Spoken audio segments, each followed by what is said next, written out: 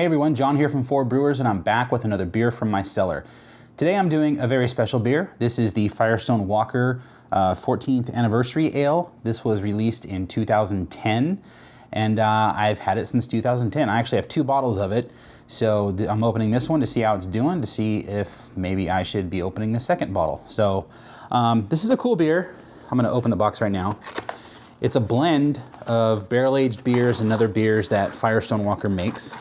And the reason I'm opening the box right now is to prove that I do have the beer, and because it comes with this cool, like, one sheet, I guess you could call it, about the beer, how they blended it, the whole story behind it, all that stuff. So mainly what I'm going to read for you is what exactly is in this. 31% double barrel ale. I didn't know that was a thing. 29% sticky monkey, which is an English barley wine that's aged in brandy and bourbon barrels. 27% Parabola, which is a Russian Imperial Oatmeal Stout that is aged in bourbon barrels. Velvet Merkin, 7%, which is a traditional oatmeal stout that is 100% aged in bourbon barrels. Goodfoot, which I've never had that beer. I don't know if that's a beer that they have on tap at all, but it's an American barley wine that's aged in bourbon barrels, that's 3%. And finally, Black Xanthus, which is a coffee-infused imperial stout that's aged in bourbon barrels, that's also 3%. Now that that's out of the way, let's try the beer.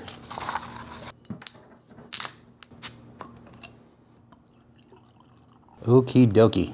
So let's see what it smells like. Got some heat on the nose.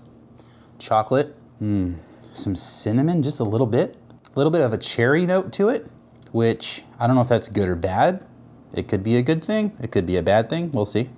You definitely get the bourbon coming through.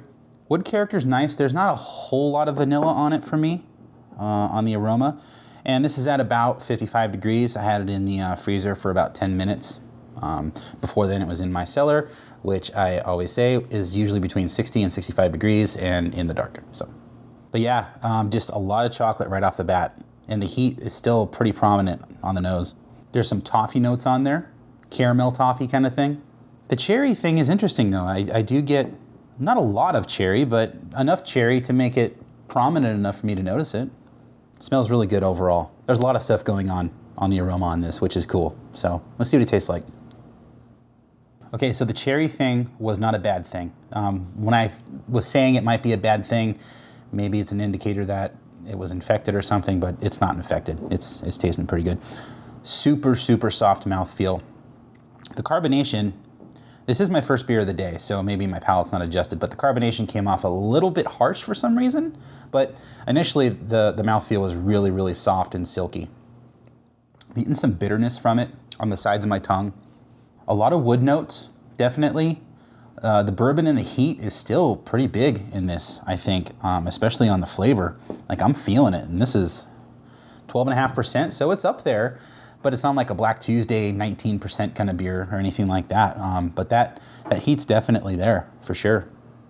The cherry notes come through on the flavor too. Man, like I said, I just can't get over the heat on this. It's not overwhelmingly bad. It's just dominant, I think. And that I say that in a negative way. Chocolate is there. It's not, I don't know, I expected like a silky, smooth kind of chocolate thing. And it's more of a bitter chocolate. It's coming off really dry, obviously. I shouldn't say obviously. It's coming off dry, meaning I'm not getting a whole lot of sweetness from it necessarily. But it's there. Caramel notes are there. The alcohol and the carbonation are just, I don't know. There's a harshness there that's odd. Overall, I like it. It's definitely a sipper. It's, like I said, the alcohol heat on it, it's a bit fusily, but it's acceptable, I think, and it works. Definitely a beer you want to share with people, I think. Drinking a bottle of this to yourself may not be the best idea. I'm not sure if I'm going to follow my own advice or not, but overall, it's good. I think it might be over the hill, which means I'm going to open my second bottle very soon. I have a vertical. I think I have all but like 10 and 11.